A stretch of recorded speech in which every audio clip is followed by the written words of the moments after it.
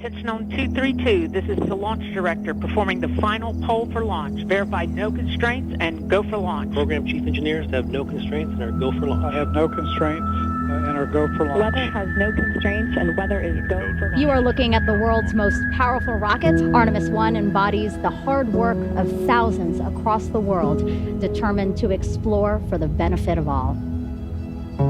After years of testing and talking and testing some more, Artemis 1 finally carried the dreams and aspirations of the world back to the moon. I knew this would be an exciting mission. I mean, we haven't left low Earth orbit in over 50 years. Nobody on my team had done it. Most of them weren't even alive back when we did it last.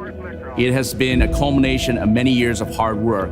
It certainly represents a lot of that design and effort that we have put in to build the first human spacecraft for NASA in over 50 years. It sent a message to the world that we have laid the foundation for a generational rocket. We are not just going to the moon, we're going to prove that we can live and work on the moon and establish an outpost on the moon for future distant exploration out to Mars and beyond. I'll never forget coming in the afternoon and everything is just working per the timeline. And you're starting to feel like, you know, today might be our day. Great news, no constraints to launch. You know, I'm sitting on the console at my station and things have been pretty quiet and, you know, you start to get this sense like this thing's gonna go this time. And here we go.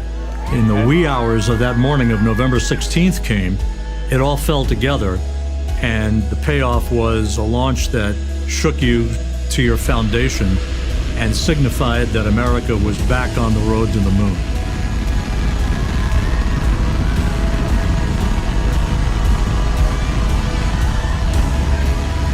And when that vehicle lifted off the pad, the windows began to shake.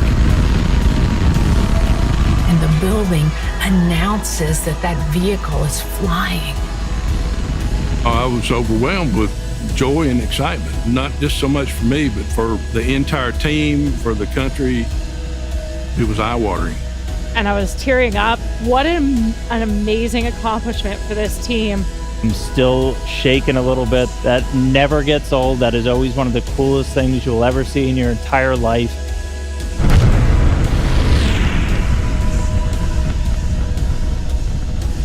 It was like, oh my gosh, the adrenaline rush just hit you. And I knew this is it. It's game time. We're off and running now. For the first time in 50 years, we were breaking out of low Earth orbit to head toward the moon.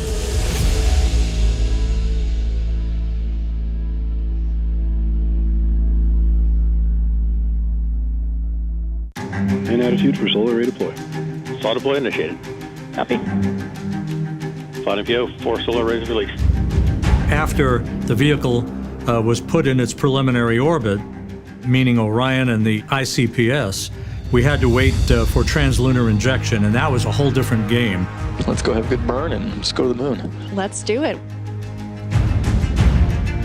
Now, if you think about hitting a keyhole in the sky, it was all about that translunar injection burn from the ICPS. Without a perfect burn from the ICPS, we weren't going to the moon. We certainly weren't going in the right place. That little RL-10, the engine that could, went on and had the longest burn it had ever had in the history of the RL-10 program, which goes back many, many years. SLS set us up for success.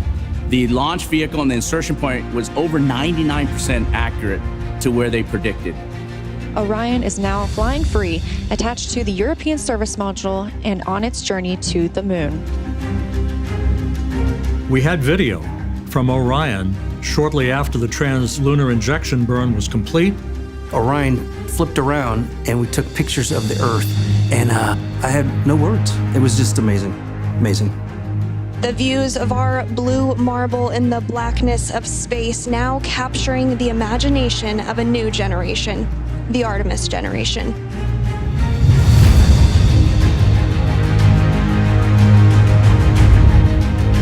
It was 4 days to cross the line of demarcation to enter what is called the lunar sphere of influence, and you could see the Earth beginning to recede.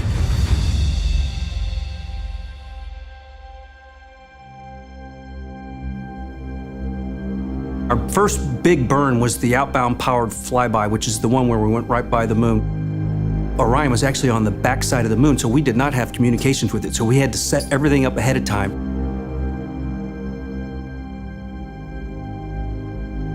When we lost the signal, we waited, held our breath, said some prayers, and then sure enough, it came out from the backside of the moon, and we were on our way to the distant retrograde orbit. Distant retrograde orbit, we're going to be about 38,000 miles away from the lunar surface. Artemis 1 traveled approximately 268,000 statute miles from Earth. One of the really fantastic moments during the mission was where we saw the first image of the farthest point that any human spacecraft has gone before.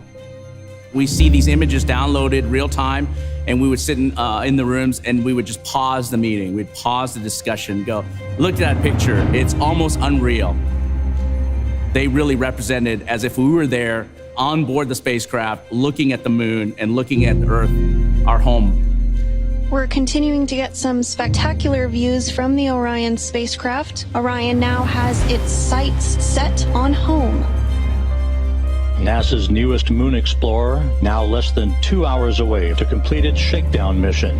When you hit the Earth's atmosphere, entry interface, we did what we call a skip entry, where Orion bored down into the atmosphere for a period of time, then it popped out, and then it skipped upwards of, it was thousands of miles. And if you don't come back into the atmosphere with accuracy, you will skip out of the Earth's orbit and not be able to return. And we did that intentionally because we wanted then to come back down and do a second heating cycle. We're coming back into the atmosphere, basically a double heating to really stress the heat shield.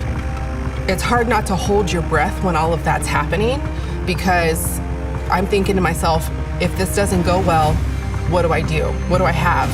That was the major objective of Artemis 1. We had to prove that that heat shield would be rock solid to sustain a crew, because if you don't ablate the heat, you're done. And there it is, high over the Pacific, America's new ticket to ride to the moon and beyond now in view. Finally, on re-entry, that was a culmination of that 25-day mission that we waited with bated breath to make sure our baby came home. Splashdown, Orion, back on Earth. And when it hits the water, everyone just goes. It's just a rush to get to the capsule as quickly as we can. And so the teams, they feel the sense of urgency. The small boats move, the helicopters move, we're taking imagery from the air. We handled the recovery capsule like it was a fragile egg. We wanted to make sure that the heat shield got all the data that they needed, that everything, all the mechanisms were preserved. From Tranquility Base to Taurus Littrow to the tranquil waters of the Pacific, the latest chapter of NASA's journey to the moon comes to a close. You could sense a sigh of relief in the flight control room in Houston, knowing that our job was complete. We had brought Orion home successfully and set the stage for grander things to come in the future. It was a testament to the hardware, but it was a testament to the teams, all of the teams that had a hand in bringing that hardware together. We learned so much about how this vehicle is going to operate, and we proved that it is ready to put humans on board. For Orion and for Artemis, this is just the starting point. Next thing is getting ready to fly the crew on Artemis 2. Ladies and gentlemen, your Artemis 2 crew. So, waiting in the wings, Artemis 2. And now, the humans are getting on board. Thank you to the NASA workforce. Thank you to our industry partners, everyone in Europe that's working for this. America has made a very deliberate choice over decades to curate a global team, and we are going to the moon together. We need to celebrate this moment in human history. It is the next step on the journey that gets humanity to Mars. Am I excited? Absolutely. Initial reaction to that news was just intensity. Finding out was a humbling experience for me. Shocking is the best word I can say. disbelief, an immense sense of honor and responsibility. Putting the first 4 crew members on Orion is what I'm so excited about. I want to hear the stories about what it is like to live in the Orion spacecraft. We're going to test out the vehicle's ability to conduct rendezvous maneuvers, crew's ability to actually fly Orion manually, and most importantly, we're going to test the environmental control system.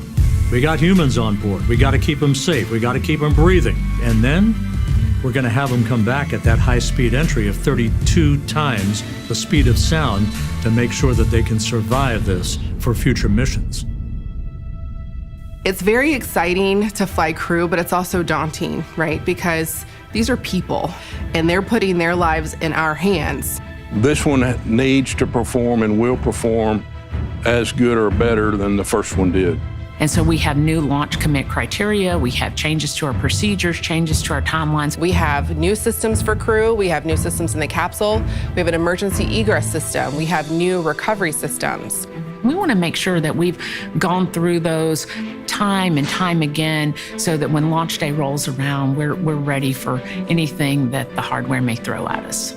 By building incrementally these capabilities, improving these capabilities that we have through the Artemis campaign, we will be able to live on the moon and be able to perform science that is very important for deep space exploration.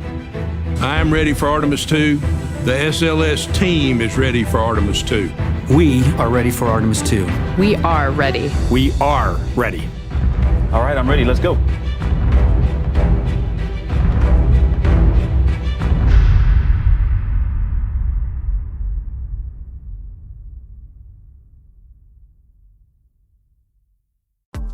And for more NASA videos, hit subscribe.